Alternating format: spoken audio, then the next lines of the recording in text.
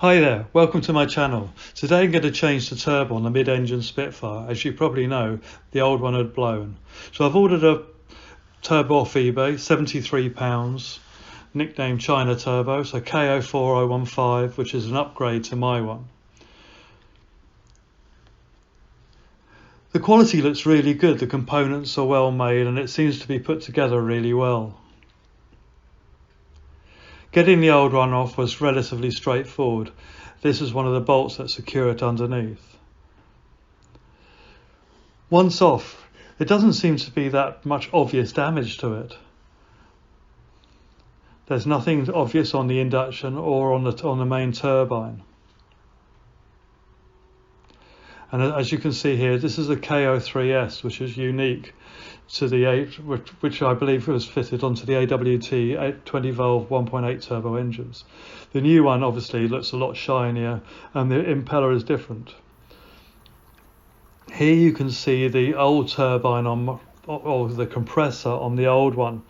There's a considerable amount of movement on that bearing. It's no wonder all the induction pipes are full of oil and it's blowing smoke out the back. And you can see the oil here very clearly on the induction tubes. That feeds into the engine. The exhaust side as well has obvious smells of signs of burnt oil. Apart from that, it's in really good condition. It's obviously done quite a few thousand miles. The first job was to remove the studs on the old one. Just putting a couple of 10mm nuts on, locking them down, and then heating it up really hard with an oxyacetylene torch. If you try and undo the studs without doing this, there's a good risk, or good chance, you're going to break them off inside the old turbo. Of course, if you've got new studs, you can always fit those. As you can see now, it's starting to get smoke.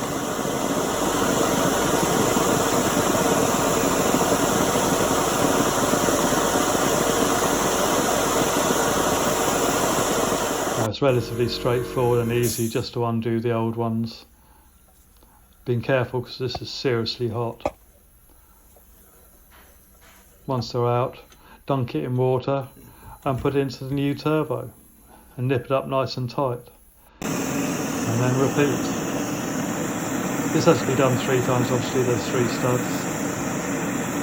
Again, heating it up, a nice uniform heat so that it keeps the whole of that surface red hot.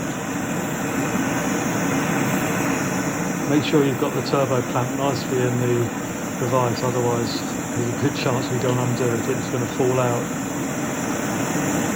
And they're awkward things to hold in place because they're obviously not an equal shape.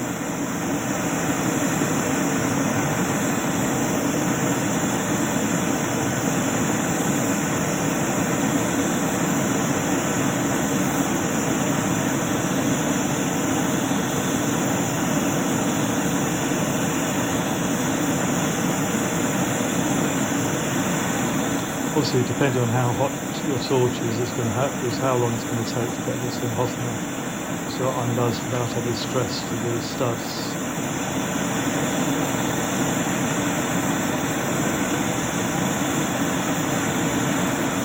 Now, please wait to the end because you can see the car running at the end and it sounds really sweet. And don't forget, if you like my videos, please subscribe to me and watch the rest of the videos. Now again, just undo the stud. Being very careful, it is seriously hot. Sorry about the video, but it's really difficult filming with one hand and working with the other. I need a more high-tech solution. Now you've got to swap over the connectors in the old turbo. So first of all, taking out the oil feed and making sure there's a little doughty seal underneath. That's a little aluminium washer. Make sure that fits up nice and tight onto the new turbo. You can't get them in the wrong place, the threads are different sizes, as are the fittings.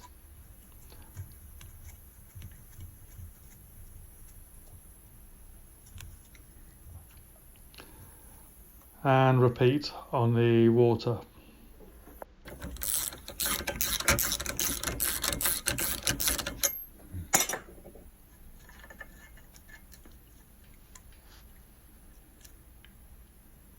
Again, making sure that the little doughty seal or the little washers are kept in place, otherwise it's going to leak quite badly.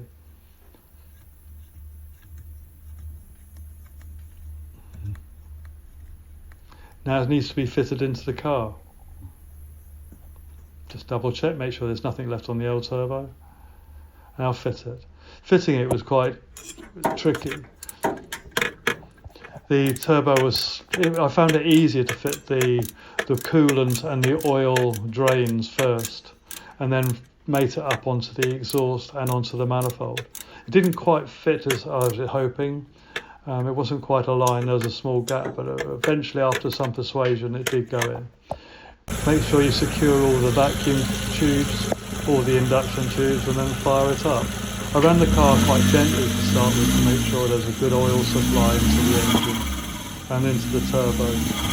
Obviously you've lost quite a lot of water through this process, so you need to make sure you're topped up with water. And the engine sounds really sweet, and you can hear the turbo flutter quite nicely when you lift up the gas.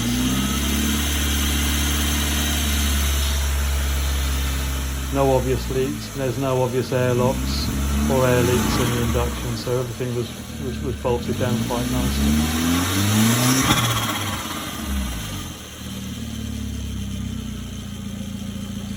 I ran the engine till it was up to temperature, so it's about 90 degrees on the thermostat, and the thermostat's open.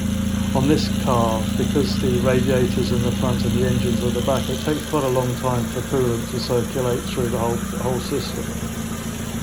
And now we have it all fitted up nicely.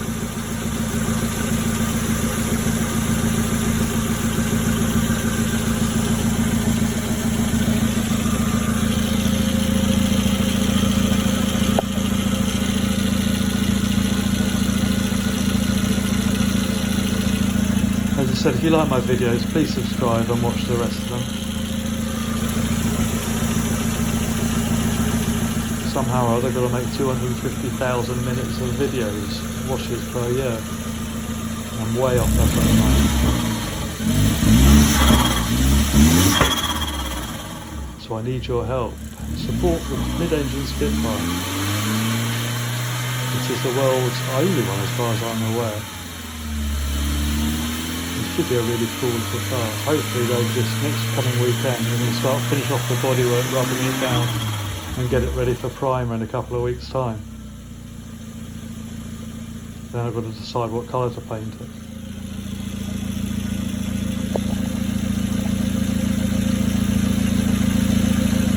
No leaks, no oil, no water leaking, so all in all very happy with that. Now it's just a case of washing the car, washing the engine, making sure I got all the rubbish off. Gave it a good degreasing. It came out really nice. Well, thanks for watching, and I'll speak to you again soon.